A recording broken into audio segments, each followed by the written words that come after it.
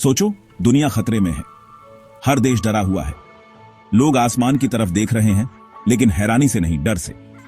यह डरावनी तस्वीर है प्रोजेक्ट ब्लू बीम की, एक थ्योरी जो कहती है कि ताकतवर लोग मिलकर एक बड़ा धोखा कर रहे हैं, नकली एलियन हमला, ताकि नया वर्ल्ड ऑर्डर ला सकें।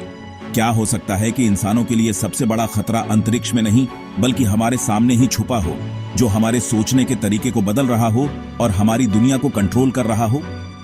प्रोजेक्ट ब्लू बीम की शुरुआत 1990 के दशक में हुई, एक कनेडियन पत्रकार सर्ज मोनास्ट के काम से, जिन्होंने अपनी जिंदगी इसी बात का पता लगाने में लगा दी कि ये एक बहुत बड़ी साजिश है। सर्ज मोनास्ट एक कनेडियन पत्रकार जो साजिश की थ्योरीज की खोजबीन के लिए जाने जाते थे, उन्होंने सबसे पहले 1990 के दशक में प्रोजेक्ट ब्लू बीम के बारे में बताया। मोनास्ट ने कहा कि यह प्रोजेक्ट नासा और यूनाइटेड नेशंस जैसे ताकतवर लोगों का एक सीक्रेट प्लान था, जिससे वो नया वर्ल्ड ऑर्डर लाना चाहते थे। ये थ्योरी साजिश के बारे में सोचने वालों के बीच मशहूर हो गई और मोनास्ट अपने खुलकर बोलने और दावों के लिए एक विवादास्पद व्यक्ति बन गए। मोनास्ट के अनुसार ये बनावटी घटना एक नकली एलियन हमले की तरह होगी, एक ऐसा तमाशा जिसे इंसानों के सबसे गहरे डर का फायदा उठाने और हमें अपनी आजादी सुरक्षा के वादे के लिए छोड़ देने के लिए बनाया गया है। मोनास्ट की थ्योरी का केंद्र यह दावा था कि यह नया विश्व व्यवस्था एक विश्व सरकार और एक नए जमाने के धर्म पर आधारित होगी। मोनास्ट ने 4 चरणों वाली एक योजना बताई, जो दुनिया भर में लोगों को गुमराह करने का एक ब्लूप्रिंट है। पहला चरण इतिहास और पुरातत्व के बारे में हमारी समझ को जानबूझकर बदलना है। उनका मानना था कि ताकतवर लोग कुछ खास जगहों पर भूकंप और दूसरी प्राकृतिक आपदाएं लाएंगे, जिससे छिपी हुई कलाकृतियां और प्राचीन ग्रंथ सामने आएंगे, जो हमारे धार्मिक और ऐतिहासिक कहानियों की नींव को चुनौती देंगे।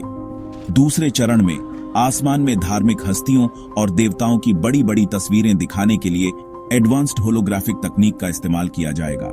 ये अद्भुत तस्वीरें अलग अलग इलाकों के हिसाब से बनाई जाएंगी, जो हर जगह के लोगों की मान्यताओं और संस्कृति के हिसाब से होंगी।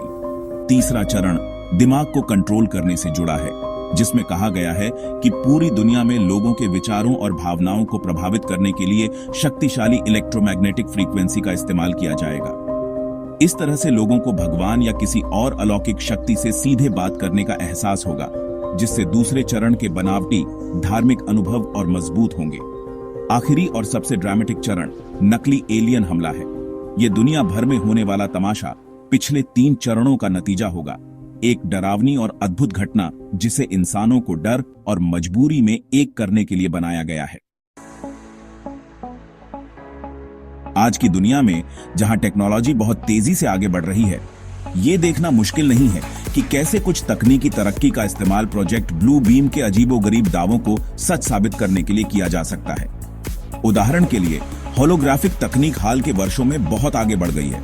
कंपनियां हवा में असली जैसी दिखने वाली 3D तस्वीरें दिखाने के लिए नए नए तरीके खोज रही हैं। डीप फेक, डीप लर्निंग और फेक से बना एक शब्द एक और उदाहरण है कि कैसे टेक्नोलॉजी का इस्तेमाल बड़े पैमाने पर लोगों को धोखा देने के लिए किया जा सकता है। AI से बने ये वीडियो किसी एक व्यक्ति का चेहरा दूसरे के शरीर पर लगा सकते हैं, जिससे ऐसा लगता है कि कोई व्यक्ति कुछ ऐसा कह या कर रहा है जो उसने असल में कभी किया ही नहीं। 5G नेटवर्क का आना और अंतरिक्ष से जुड़ी तकनीकों का बढ़ना भी प्रोजेक्ट ब्लू बीम के बारे में लोगों के कयास लगाने का कारण बना है। टेक्नोलॉजी का ये मेल असली और नकली के बीच के अंतर को मिटाकर एक ऐसा भ्रम पैदा कर सकता है जो बिल्कुल सच लगे। प्रोजेक्ट ब्लू बीम के समर्थक अक्सर ऐतिहासिक घटनाओं और अस्पष्ट घटनाओं को अपने दावों के सबूत के तौर पर पेश करते हैं। उदाहरण के लिए, 11 सितंबर के हमलों को अक्सर एक ऐसी घटना के रूप में देखा जाता है जिसे लोगों की राय बदलने और निगरानी और सैन्य हस्तक्षेप को सही ठहराने के लिए बनाया गया था। अज्ञात हवाई घटनाएं या UAP, जिन्हें पहले UFO कहा जाता था, प्रोजेक्ट ब्लू बीम में विश्वास करने वालों के लिए अटकलों का एक और स्रोत है। आसमान में अजीब रोशनी और अज्ञात चीजों को देखे जाने को अक्सर दूसरी दुनिया के प्राणियों की गतिविधि का सबूत माना जाता है। हालांकि कुछ समर्थकों का मानना है कि ये घटनाएं एक बड़ी योजना का हिस्सा हो सकती हैं, ताकि लोगों को एलियन के जीवन के विचार के लिए तैयार किया जा सके। और आखिरकार, होने वाले नकली हमले का रास्ता साफ किया जा सके। यहां तक कि कोविड-19 महामारी को भी प्रोजेक्ट ब्लू बीम की साजिश की थ्योरी में घसीटा गया है। दिलचस्प कहानी और तकनीकी रूप से संभव होने के बावजूद प्रोजेक्ट ब्लू बीम पर थोड़ा शक करना जरूरी है। आलोचकों का तर्क है कि यह थ्योरी अटकलों, अनुमानों और दुनिया कैसे काम करती है, इसकी गलतफहमी पर आधारित है।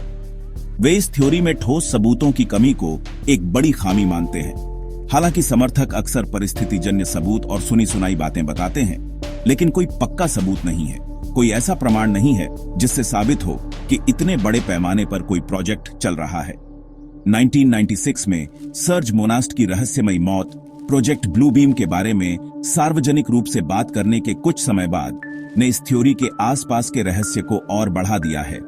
प्रोजेक्ट ब्लू बीम के आलोचकों के लिए एक स्पष्ट और सुसंगत कहानी का न होना एक और विवाद का विषय है।